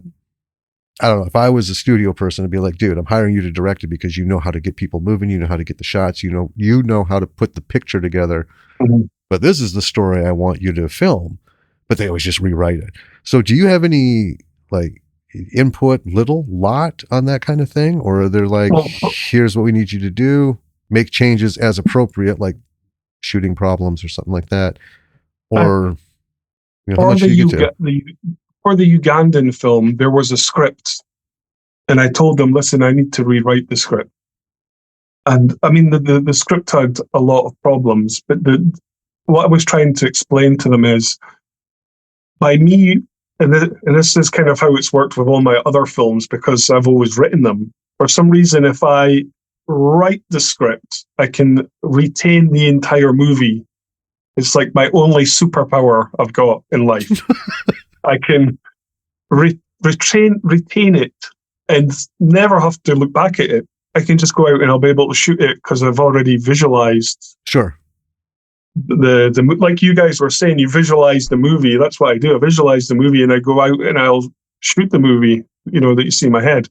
So for that, I kind of explained that to them, and they were like, change whatever you want. It's not that kind of film. If you think you can make it better, by all means, go and change it. It's not that kind of film.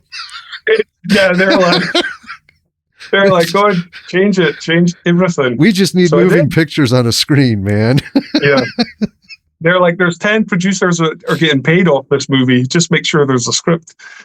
But in the past, I think the worst, not the worst one, but I remember for I Am Rage, I co-wrote that. And that was quite an interesting experience because we were so yin and yang. It caused a lot of problems when we were shooting the movie, actually. Mm. It was so... He actually directed he was a director. And this was the big problem, really.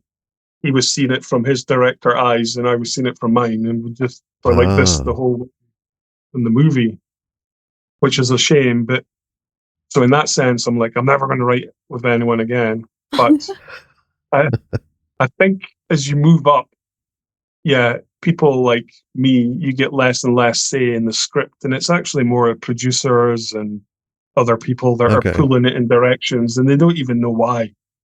It's like they're just adding in changes for the sake of it. And it's quite funny because a lot of like what I hear is it always ends up circling back to kind of how it was with the original writer. Yeah, I can see that. That's what I kind of meant by, if you ask for someone's opinion, just get ready because they're going to give you it. And a lot of the times they don't really need, they're just looking for something to say. Right. That's my experience. When really they could just say, you know what, that was really good. They'll be like, yeah, well, I would have done this. You're like, well, Well, there's a couple of times you've mentioned about, you've had to make changes, things that you come up against it. Weather. Can't control the weather, Yeah. We talked to somebody who one of their main actors got it was a spider bite, wasn't it? Oh, that's right. Yeah, and got deathly ill and was out. So they had to just like bring someone in and do like some rewriting because it's like this is too much to get someone in at this point because they had already started. But the ability to let it go, just that whole thing they're like drown your babies and stuff when you're writing, and do you find it easier now to something, specifically something you've written? So forget the Ugandan thing. I'll tell you exactly what I do. And this was actually through Danielle Harris on Redwood Massacre 2. She took my script and she used to have this yellow marker and she would just go, none of that I am going to be saying. I was like, that's quite interesting actually, because you've saved me a lot of time. And she was right. It actually improved the scene. So in the films after that, I would actively go to the cast and say, listen, the dialogue, just use that as your template. If you think you can improve it with keeping the kind of essence of what I was trying to do, you think you can improve it, go for it. Because those guys are the ones putting themselves on the screens. A lot of the time, not all of the time, but a lot of the time, they make it so much better. So I am not precious, but I don't regard myself as a writer. I can see if I was and people started changing it, I could understand why some people would be like, well, wait a minute. You know what I mean? And fight, to stop people changing it. So, yeah. I mean, we do that. So we'll go through like 5, 6, 7 drafts and we can get pretty brutal about it. But we do have, in some instances, it's like, this is the beautiful vase on the table that was specifically put here for, this purpose. And it's like, you have to face the reality. So if I rip those pages out, you read from this page to the next page with those ones missing, would it make a difference? And it's like, oh shit. Okay. No, you gotta. And you know what? That's the killer. But the other one for me is there's a difference when we read or do like a table read through, me, Liam, and Lorraine. Mm-hmm. Like, we're awful actors. So there's a lot of stuff we're like, oh, we should take that out. And then when you block the scene and hear real actors say the lines, it's so different. There's so many scenes where I've done, and they probably are kind of cheesy anyway, where I'm like, this is too much. And then a professional actor will say it, and you're like, oh my God, it's so different. It's so different. So sometimes I feel I'll try and stop myself from cutting out, trimming the fat too much, because I know when you hand it over to someone who's, a professional actor, you're going to know straight away if it works or it doesn't. Mm-hmm. And when it doesn't work, you know straight away. That's when you're like, please change the dialogue. Help me. Well, it's really hard if you're going to write to script, you really want to direct the script. Yeah. Because I can't imagine writing a whole movie and then handing it over and let someone do it and kind of just standing back. I can imagine that would be quite a horrendous experience, unless it turned out amazing. But it's just going to be so far removed from what you intended, isn't it? It's and that's where the arguments and kind of I am rage happened, and he might have been right and I might have been wrong, but we'll never know, I guess. With one thing that we've talked about a lot is in the old days when everything was films, out of a canister in the camera, and you had so many feet of film available to you that day. That's how you budget. You would make your budget. The whole thing of all this editing, all this discussion and stuff would happen before, because you don't want to shoot a whole scene and then have to do it again if not necessary.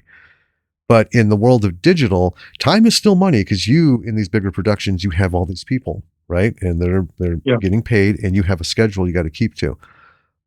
But unlike old times where sometimes you'd have to swap out the film because, you did too many shots and you got to put another reel on and Mm-hmm. that when it comes to things like this, that we've always talked about as a writer, this is the story you want to tell. When you're giving it to a director, hopefully you can communicate to them, but the actors are the ones who are doing it all, Mm-hmm. You can get in as tight or as far back as you want. You could pan overhead, do whatever.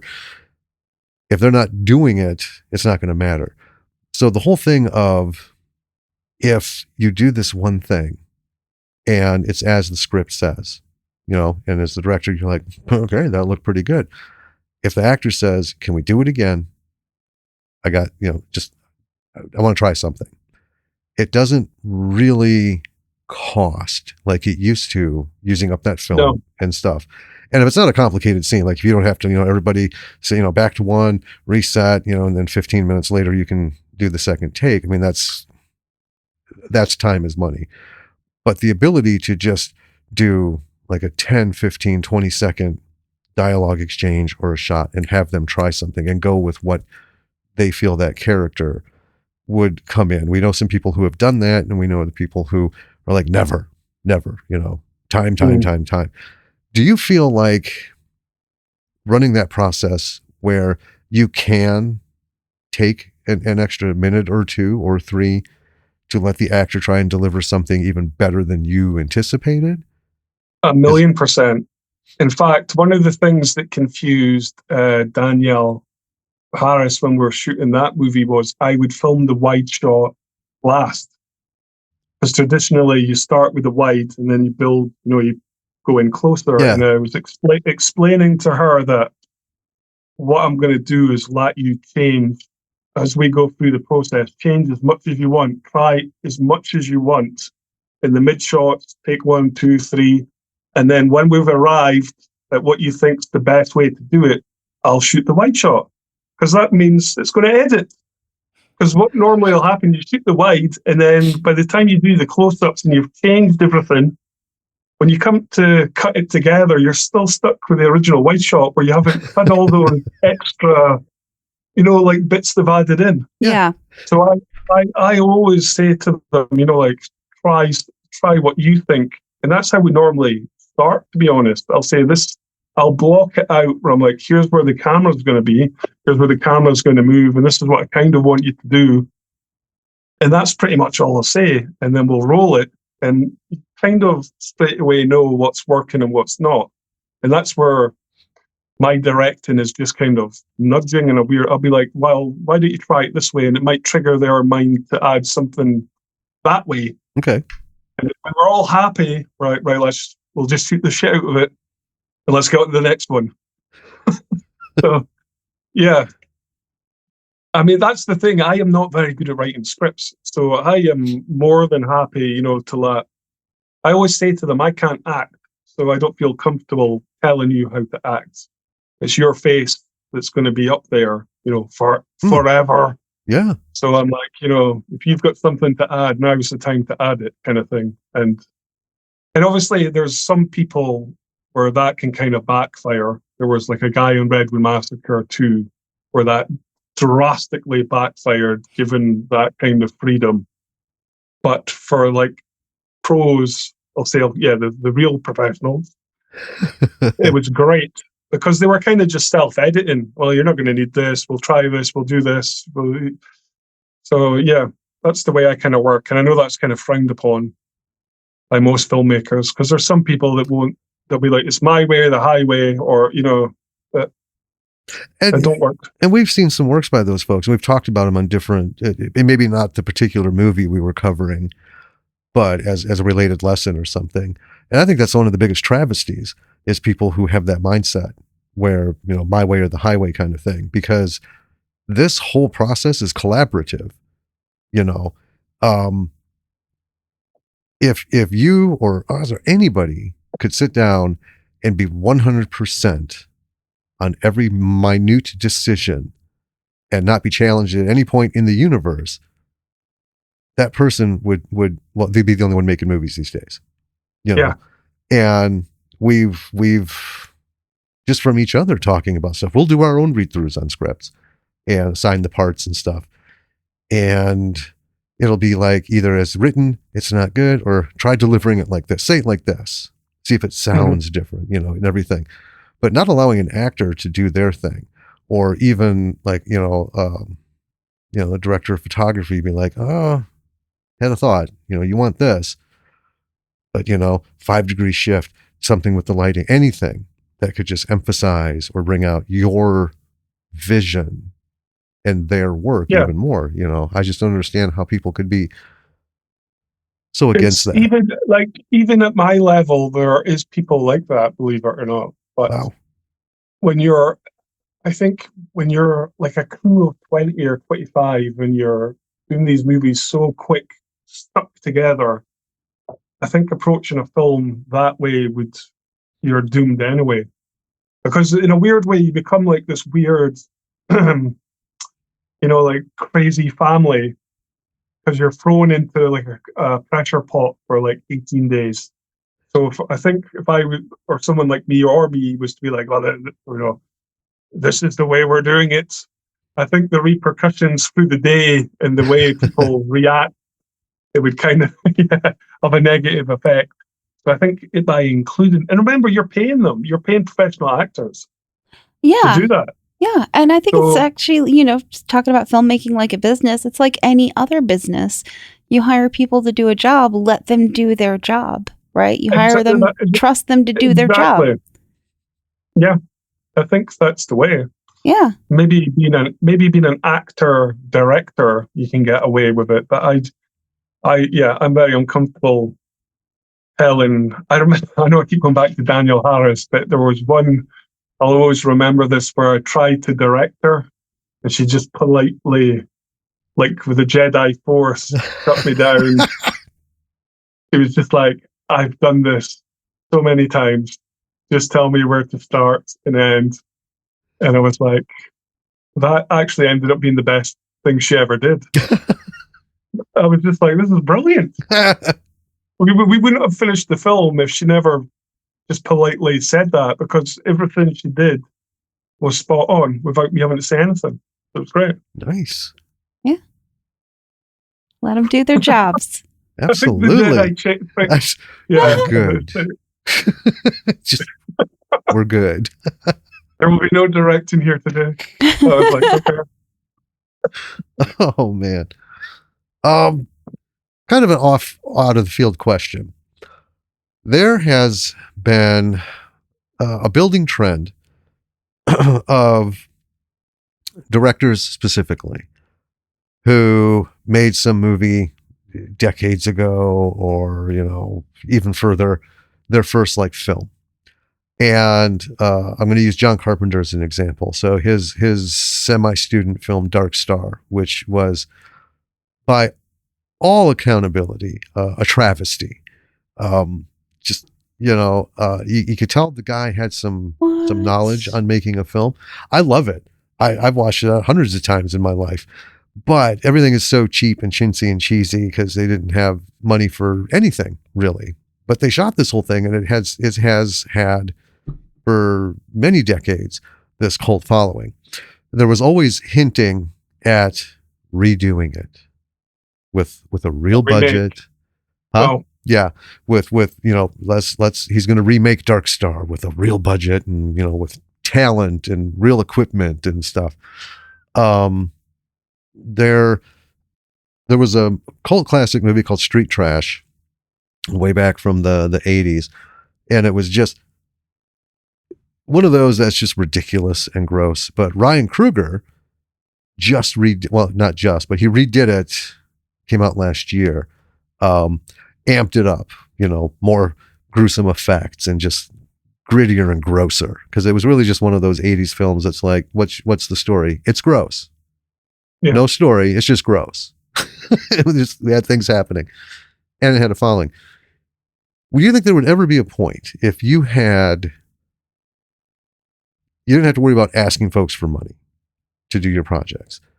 Would you ever consider taking Attack of the Herbals and giving it a modernized retreatment with big budget, big effects, I'm just curious because it's like I said, there's a lot of this stuff murmurings going on in the great land of Hollywood remakes. People are looking to go back to their first projects. I mean, I would like to think I would say no, but yeah, if some guy came up to me and said, "I'll give you $10 million to remake the movie," I would probably be remaking the movie. I don't know. As I get older, it's fun to reminisce on the stuff I've done. It's quite nice when you make a movie because in a couple of years, you look back and all that. Yeah. You're like, oh, that was the year we made that movie. But I don't know. There's something about you just have to keep pushing forward.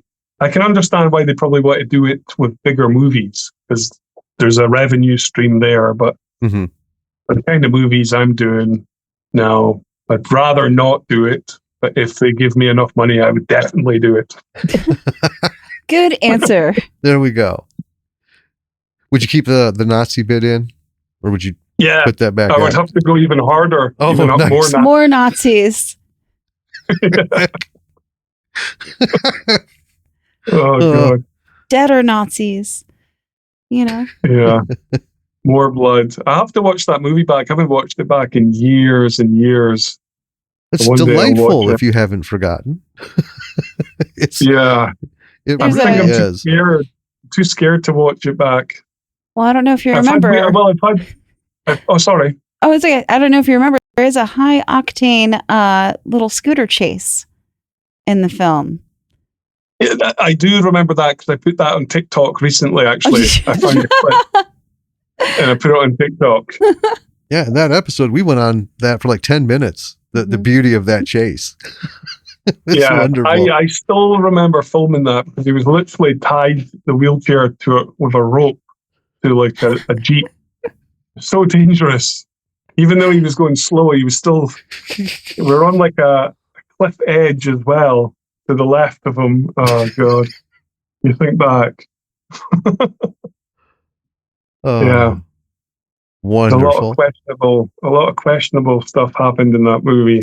Oh, and I'm sure you were all fully insured and everything, above board with everything. I remember there was a scene where there was a guy called Danny the Pincer, and he was on a forklift.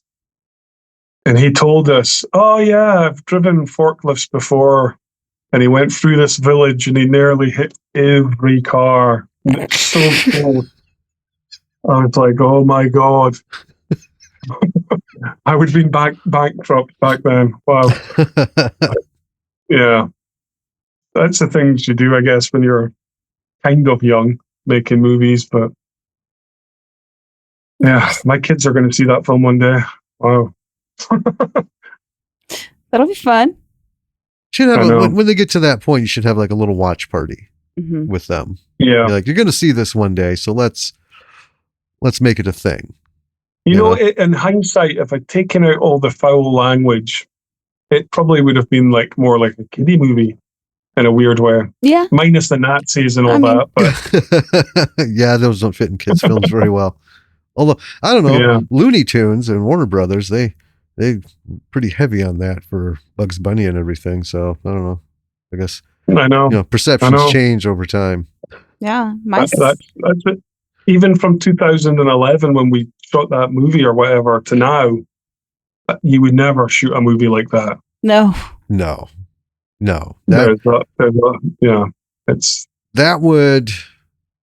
would be what you were talking about way at the beginning. Literally over. If you were to do that today, that would be your first and last film, and nobody would even know it. Yeah, they would just get. Okay, so we've taken up an awful lot of your time, but that's okay. That was great. I have one more question that I like to ask everybody, and I think we've probably asked it before, but I think answers change maybe over the years. But if you could give one piece of advice to an aspiring filmmaker, what would that be? I mean, obviously the old cliche, never give up. But I find that people that want to make movies, they always end up finding a way to do it. regardless. So I think, the advice is, if you really love it, just, do it.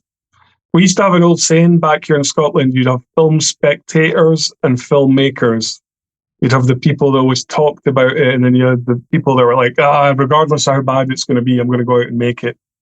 So it's deciding which one of them you want to be, kind of thing. Nice. I like that. I'm gonna steal that. Well, it fits in.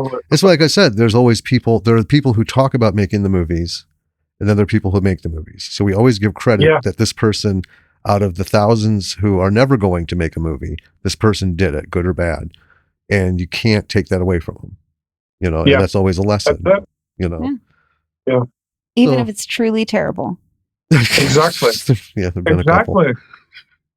Yeah. What anything you want to leave with? So Primal Games is out there. I think we watched it. Did we watch it on Tubi? Or did we? Is it on Tubi? We rented it, I think. We rented it or we buy it? I don't remember. I think we bought it. We figured out how to watch it. Yeah. Yeah, I hope people eventually find it. We had like a dispute with a PR company. The distributor changed PR companies, and the film came out. There was no PR. Let's put it that way. They put the trailer on a couple of sites.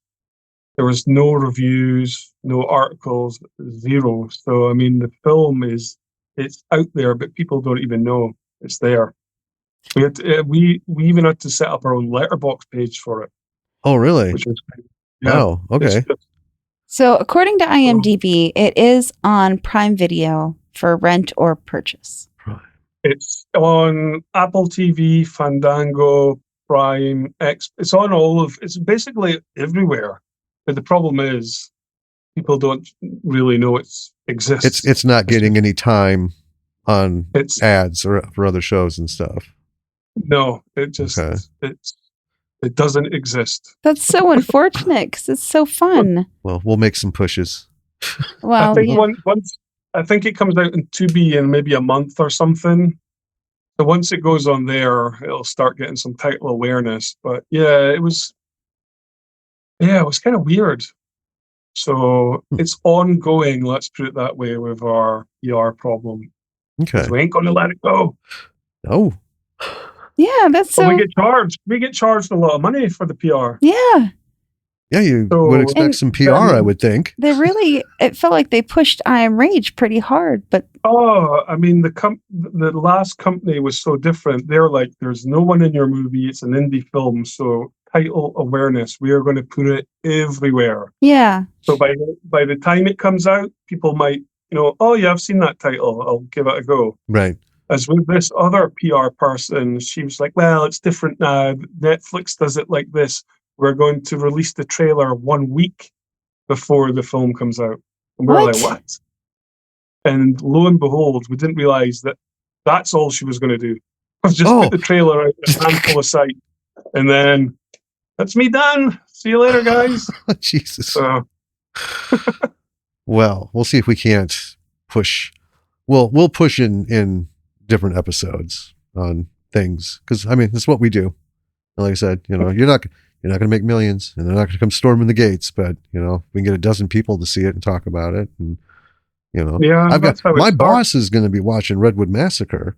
Was talking to her in a meeting, and we get onto something and horror movies, and I asked if she'd seen it. She said no. I said, go get it. You're gonna love it. I know she will. So that'll get around. That's all you can do, unless It's still going. It's unbelievable. We actually are going to sign up with the comic, so it's going to come out as a comic series, Redwood Massacre worldwide. Oh, nice! So that's fun. It just will not die. It's kind of funny. Next thing you know, they'll have it. You'll get it. And dungarees. Well, next thing you know, you'll have a TV show about burlap.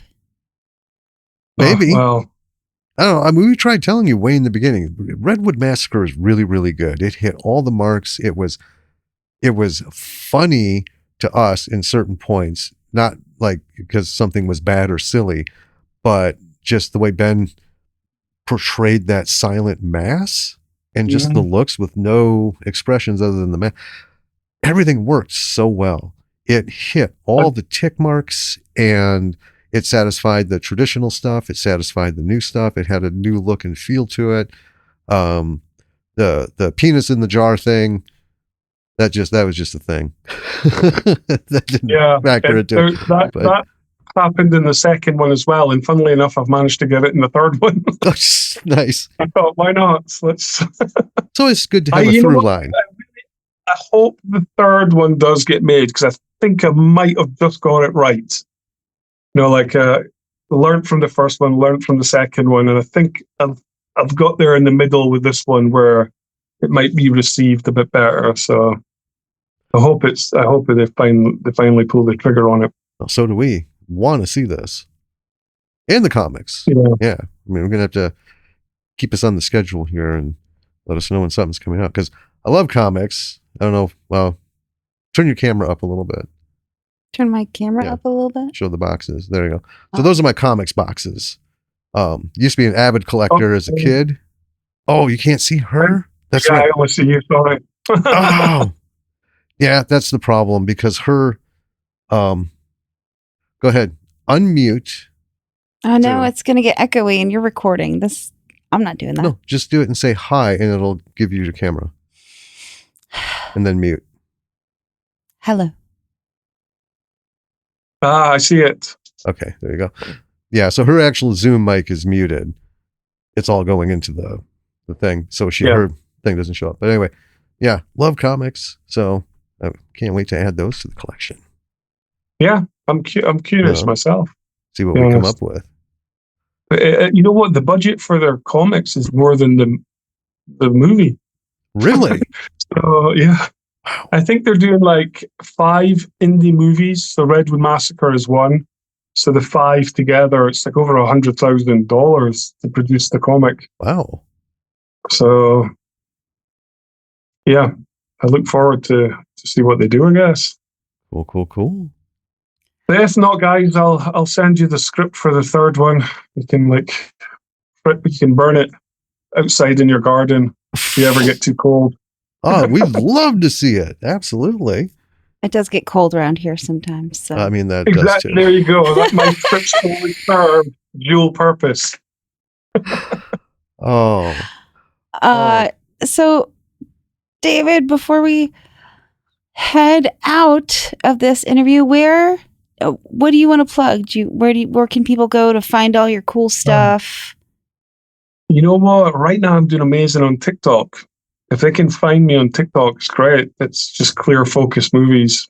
Okay. I've kind of, I do quite good on YouTube, but the interaction on TikTok is just so much better than YouTube. Yeah.